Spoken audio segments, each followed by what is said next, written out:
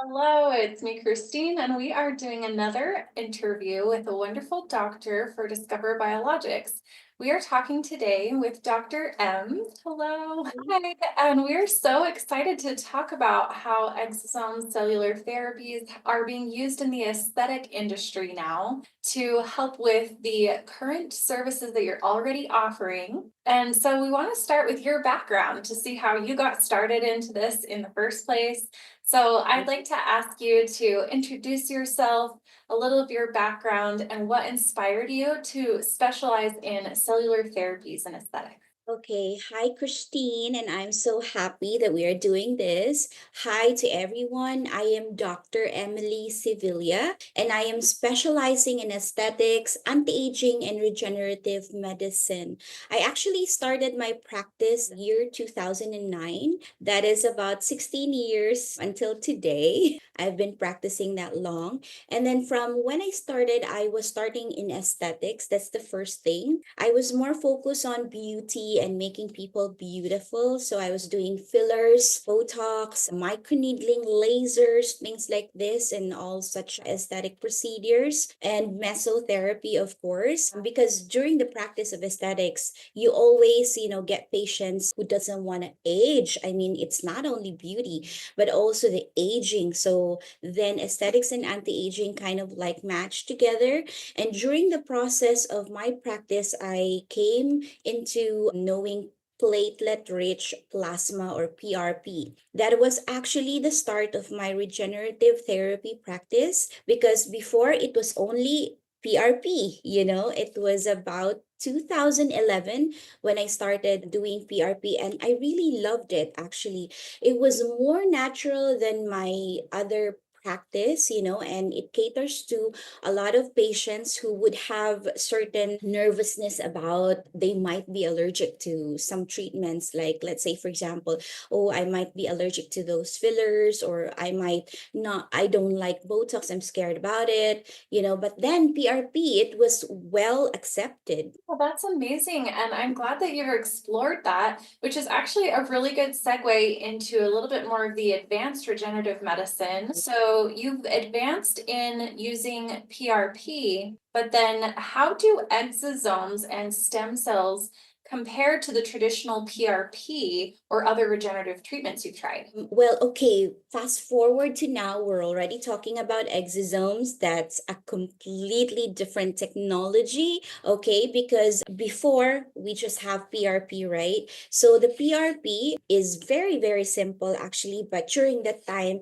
it was not yet here in the Philippines, it was not yet very popular. So in 2011, when we were doing PRP, everybody was mind blown about how is this doing this? I mean, my own blood is actually, anti-aging. So I call it the fountain of youth. So if you do PRP, it's like, oh, you found the fountain of youth, because if you keep on doing PRP, you will never grow old, But of course, I mean, hello, we grow old. But then it's like, you delay the onset of aging, and patients really love it because it's very natural. So we do, let's say, for example, just extract blood from the patient. That's your own blood. It's autologous. It's not coming from anyone, And then this one, when it's injected to the patient, even the patients with hypersensitivity reaction that would tell me, like, I could never do this, I could never do that. Like, can you find something for me that can really work, And I don't want to get a lot of downtime and things like this.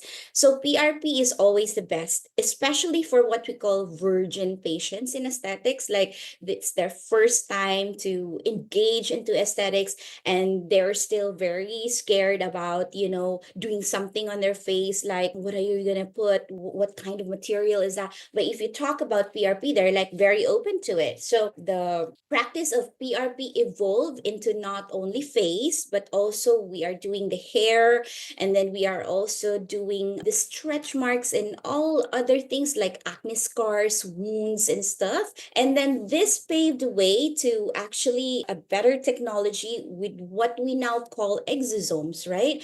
And mesenchymal stem cells. So these exosomes and mesenchymal stem cells are really, like, I would say, another breakthrough in the technology of regenerative medicine, but now regenerative aesthetics. So before we were not using that word regenerative aesthetics, but now it's very, very, like it sounds nice. So regenerative aesthetics and exosomes in exosomes is like developing a bicycle to a Ferrari.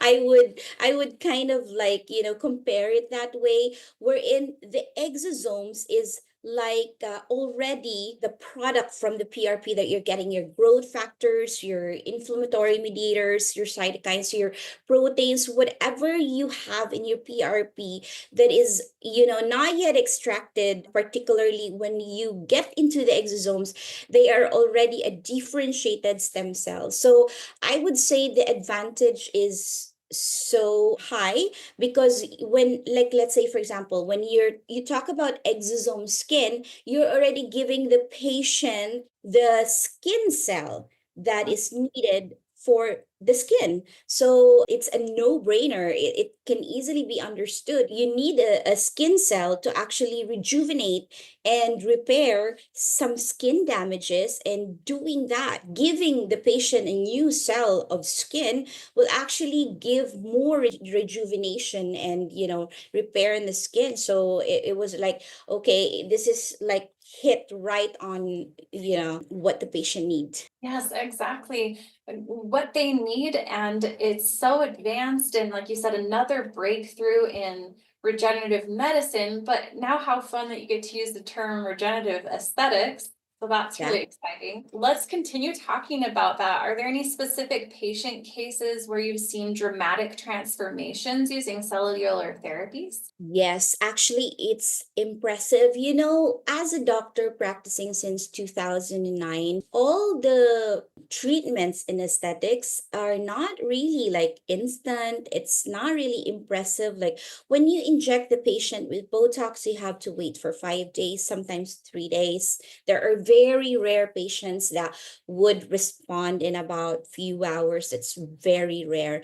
But then the downtime is also one thing that the patients don't like. And it's not a lot of treatment in aesthetics that you see like, oh my God, impressive results. Like even me as a doctor, I was blown away. So let's say, for example, I had this one patient, she is working in Norway, and she always goes back to the Philippines to do all the treatments, like an overhaul beauty session. She comes home every 1 or 2 years, depending on her schedule. But then this time was different. She came home and she got hospitalized for about 2 weeks. So she said like she have used up all vacation time. And when she came to me, she was completely in a haggard condition. Her pores were very big. Her face is inflamed. There were a lot of bumps on her face. And then, a patient hospitalized, you would literally see it in their face, right? And then so she came up to me and she said, Doc, I'm leaving after 3 days. And I was like, what do you want me to do? And she said, I need you to do me a miracle. A miracle. That was what she was asking. And she told me about the story about this, and she's desperate, to go home with a nicer, more rejuvenated look. And she doesn't want anyone to know that she got hospitalized for 2 weeks, all Right. vacations though. I decided to do the exosomes. And then after 30 minutes of doing half of her face, and I saw the pores tightened, the inflammation decreased very, very obviously. And then the bumps actually got relieved, it's smoothing out the half of the face.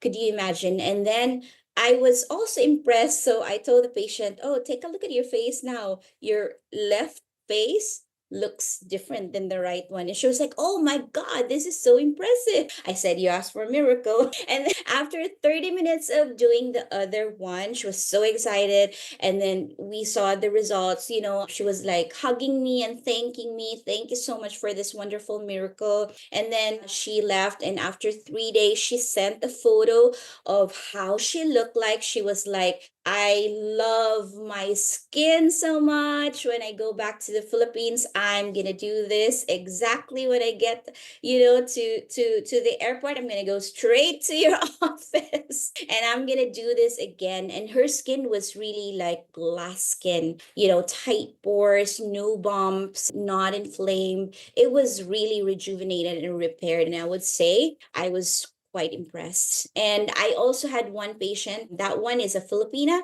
and this one he's an Italian guy. So he's an international movie actor, and also he's modeling and hosting in big events in international and in the Philippines. And then one time he was doing a movie and he suddenly like lost consciousness a little bit during the shoot, and his face fell, face down, fell on the ground. And you know how handsome men are very protective of their handsome face. And of course, that's their job.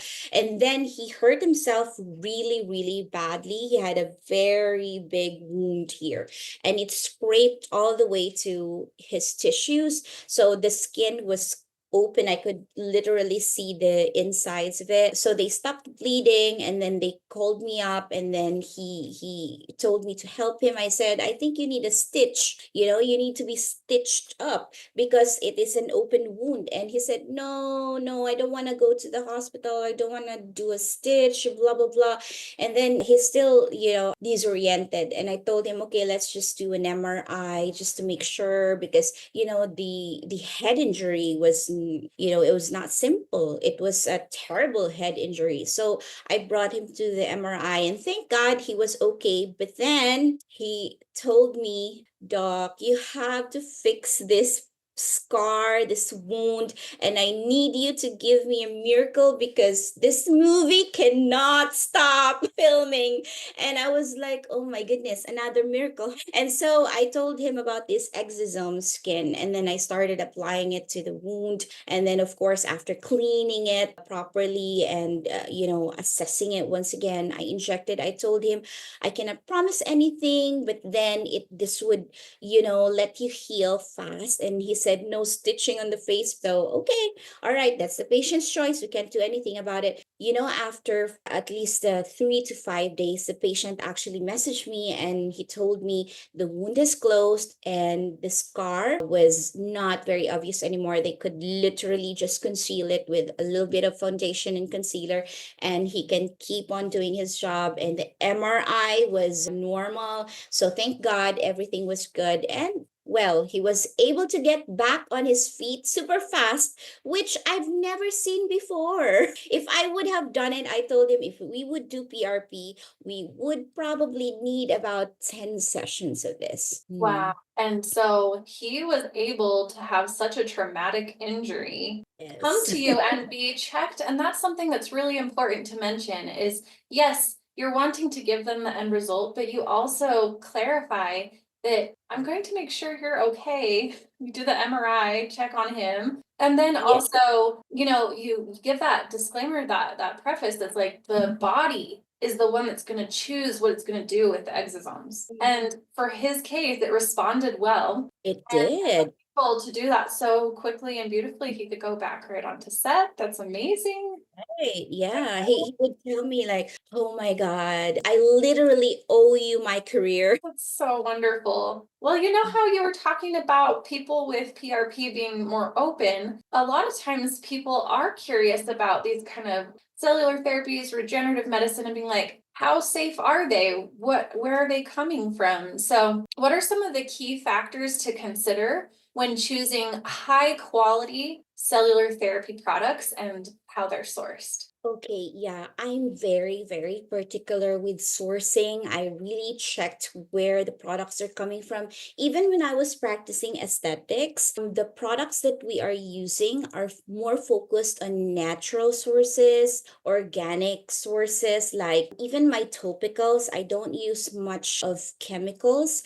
I have a little bit of like I don't like them. Well, that's preference for each doctors. Each doctors, they have their own preference to their practice. It's just that me in my practice, I'm very particular with has to be natural, has to be organic. So even in my topical products that I give to my patients, I usually look for anything that is coming from an organic source, like it has to be plants, it has to be in a natural source, something like this. And when it comes to PRP, I don't have a problem with the patient's own blood, I also did stem cells, which I don't have problem because it's autologous and it comes from the own patient's fats. But then with the exosomes and mesenchymal stem cells, it's the same thing for me.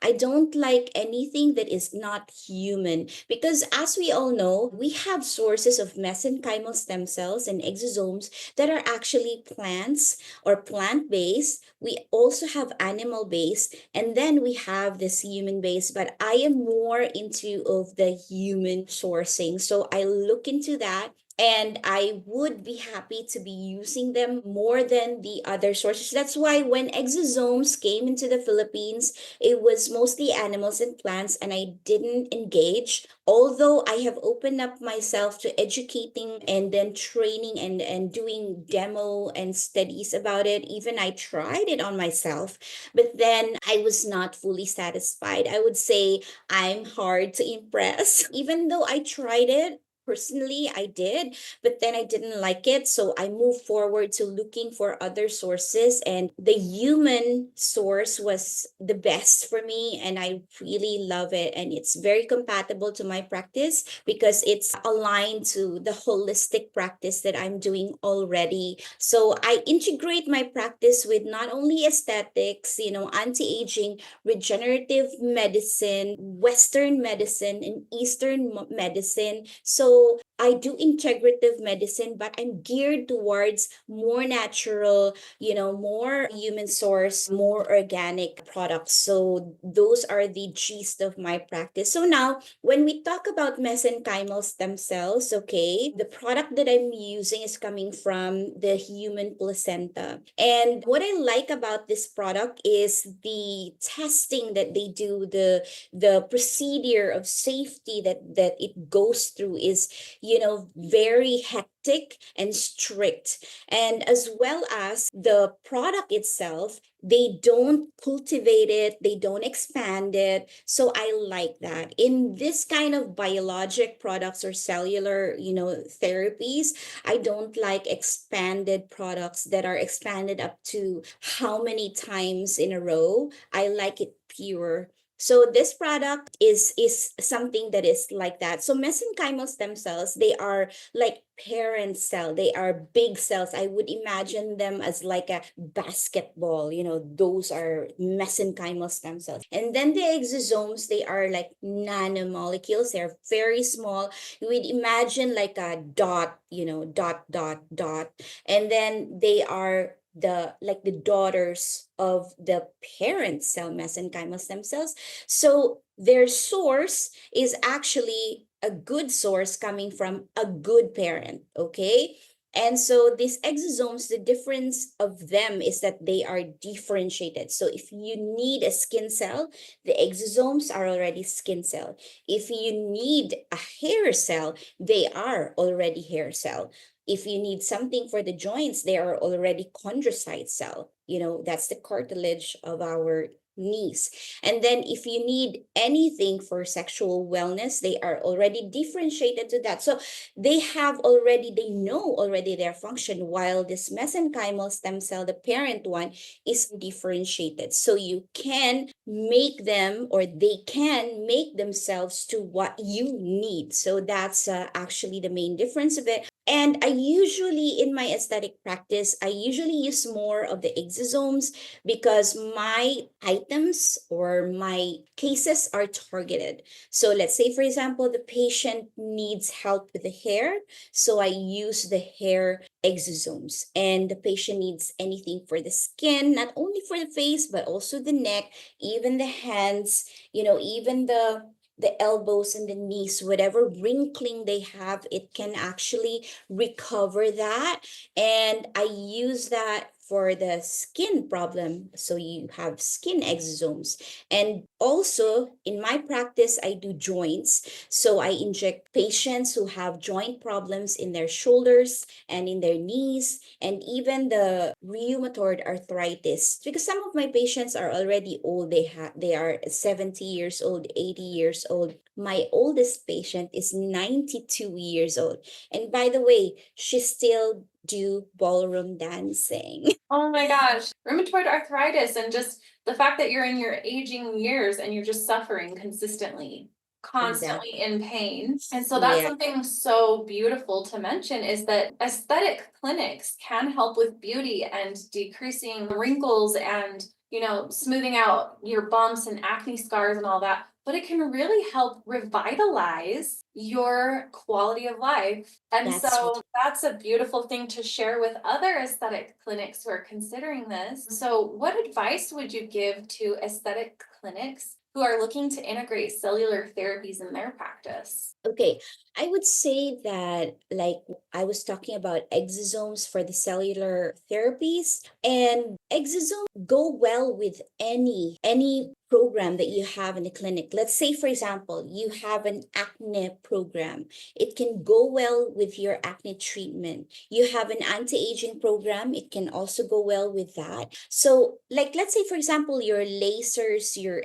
energy-based machines, your microneedling machines, and all these RF things can actually be incorporated with this exosomes. It's just how you're going to manage the program. So let's say, for example, for a heat device, you have to do that first. Do the collagen stimulation first with your HIFU or high intensity frequency ultrasound, your RF, your laser, your microneedling. Do that first. And then after doing that, then you put the exosomes in, because this is what I call the pre-stimulation period. So you kind of like prepare the skin for the exosomes to actually work. And if you create a kind of like an inflammatory environment in the skin of the face, let's just say, the exosomes will work better and they attach better because they are drawn to inflammation.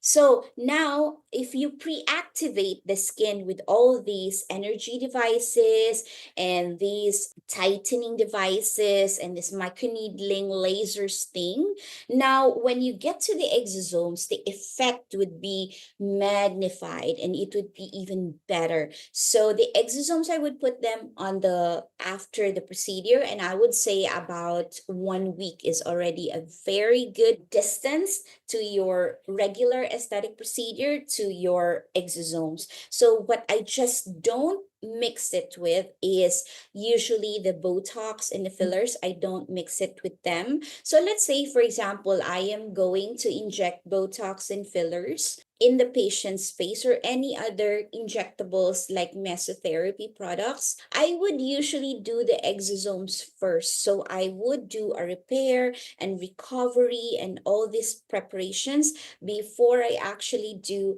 the injectables, and I would space it into 2 weeks of interval. That would be very safe for the exosomes to have already done its job, repair and regenerate. And then when you get to the Botox, when you get to the fillers, when you get to the mesotherapy items, then your problem has already decreased. So you have actually corrected probably 30%, 50% of the problem, and you just need a little, help with this hyaluronic acids and your toxins and all the rest of the injectables that you need. So that would be my kind of like final touch up checkup or a follow-up. So you don't do that first before your exosomes because it might, do a reverse otherwise. Yeah, that's a really important distinction. So most of the other modalities that are not the Botox or fillers need to be done after, let's see, they need to be done before to activate the inflammation, which then makes the exosomes super excited to go repair. Whereas on Mhm. this other end, if you're going to inject Botox or the fillers, it's like, let's set the stage for it to be really as best of a stage it can possibly be for the filling in.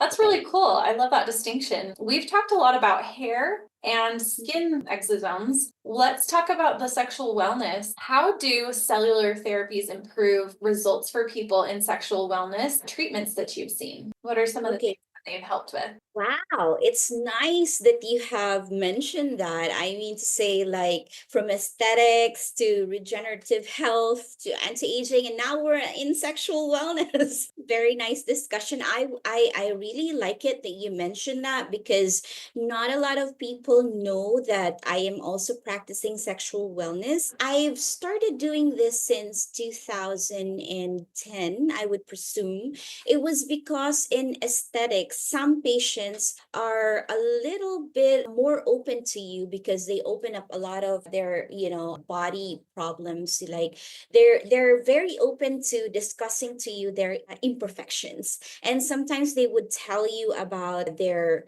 sexual health as well. Particularly initially, they would tell you about they don't like how it looks, so that we also have aesthetics in those areas. Like for the women, it's vaginal, and then for the male, it's penile, and they have problem down there.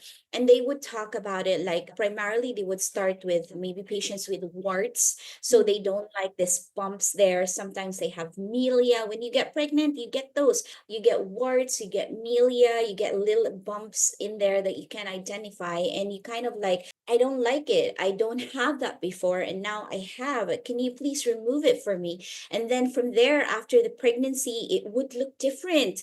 The color would be darker, and then it would the size and the position would be different, and they would start be more aware about, like, with the confidence of being a woman. And even the males, actually, the males would usually like it bigger, and for some reason they were also opening up to me about that. And then so I started my practice with, making the male organ bigger by using fillers. Okay, and then I started when I was doing PRP, I started to give P shots. So, and then an O shot for the females. My patients would try to open up about vaginal dryness when they're hit menopause. And then the guys would also say that I'm having a hard time with erection because I'm stressed, and then I'm getting older.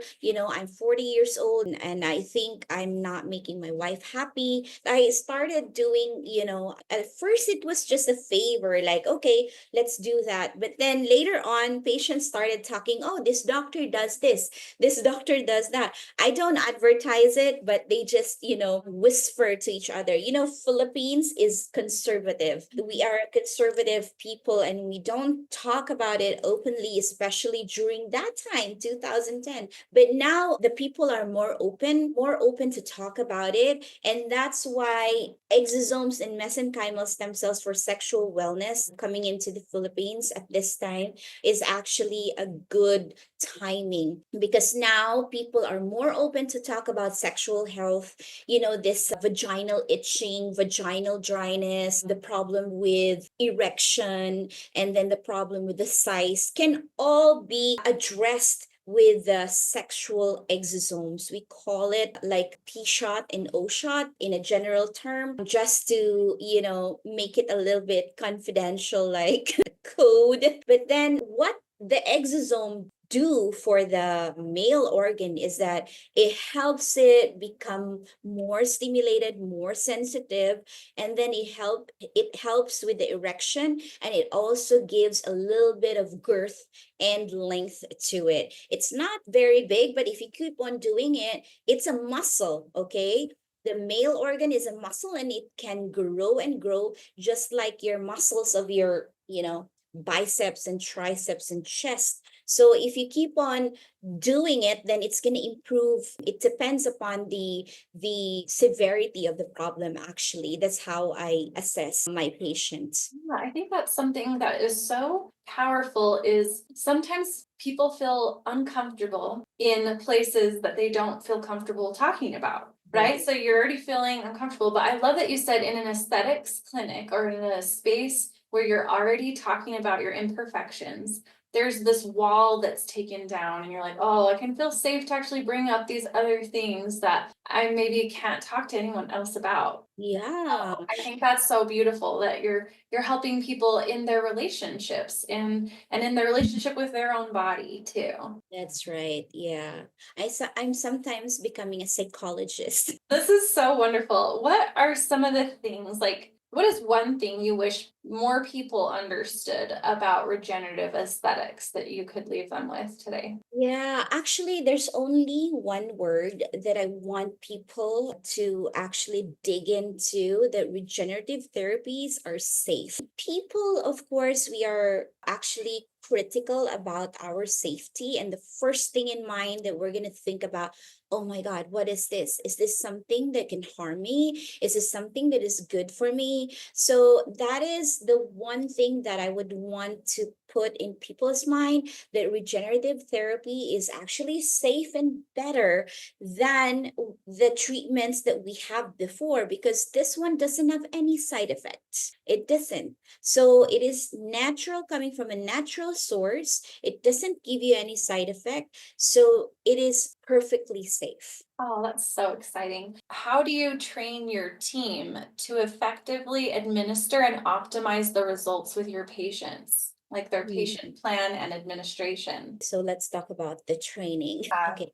So during the training of the staff inside the clinic, I'm usually very strict about these things. We usually do protocols and modules and programs, and we keep on training our people every day. So we have trainers in place, and then every month we do a training lecture and we do a demo, series of demos. Even our doctors are subjected to several lectures and demos, because we want the people to actually really integrate this knowledge, to their lives and to their everyday practice and work. And also the development of skill is very important. So you only develop your skill if you keep on doing things right. So always tell the people, if you keep on doing things wrong, you will end up doing wrong things. But if you keep on doing right things, then you will always keep on doing right things.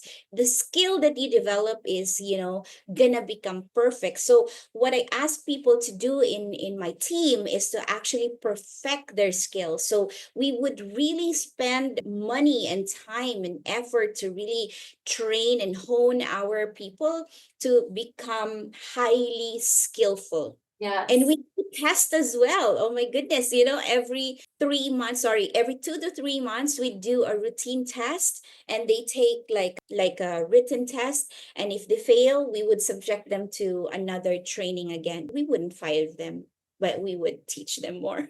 Yeah, just to perfect that. I love it. How have you seen that translate into the patient plan? Our process in the clinic, whenever the patient come in, because our goal is in the patient is to be tailor fitted in our services. We don't actually sell machines and equipments to the patients, but we seriously find solutions to their problems. So we are more problem based. We are focused more on the consultation. So every time the patient comes in, we really take time to do a consult and ask them what their needs are, what their problems are, how can we help them. And so in that conversation, we will be able to do a personalized program for each patient. We don't treat the patients as like a box, like everybody's the same in every way, because each person, as I would say, has a different genetic makeup, and they have different lifestyles, and they have different environments. So we tailor fit our services to whatever the patient's lifestyle is, their genetic makeup, and their background, like familial background, and also their environment where they are. So the treatments can fit on their lives. Oh, this is so wonderful. Dr. M, this has been the most fascinating conversation. I'm so grateful to have been speaking with you, and I can tell you dedicate your life's work to caring for people so well. That's your team, your research, the amount of care you put into everything is wonderful. So thank you for taking the time to speak with me today, and I hope Yeah, everyone loves the wisdom you just shared. Thank you so much. it's been a pleasure.